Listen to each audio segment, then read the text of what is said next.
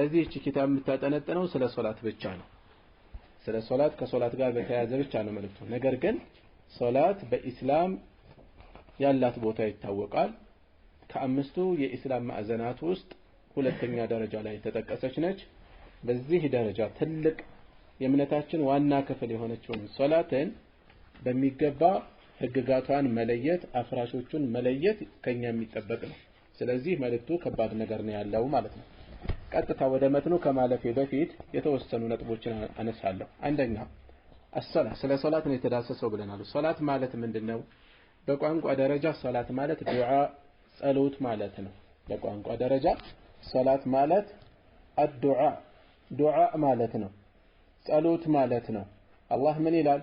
خذ من اموالهم ከገንዘቦቻቸው ውሰድ ተቀበል ከአማኞች صدقة ምጽዋትን ሰደቃን ተቀበል تطهرهم وتزكيهم የምታጠራቸው እነሱን ከጥፋታቸው ከወንጀላቸው እንዲሁም ስነ ምግባራቸውንም የምታጠራ የምትገራ የሆነችን بها وتزكيهم بها وصلي عليهم በእነሱም ላይ ዱዓ አድርግላቸው ስገድባቸው አይደለም። وصلي عليهم ምን ማለት ነው?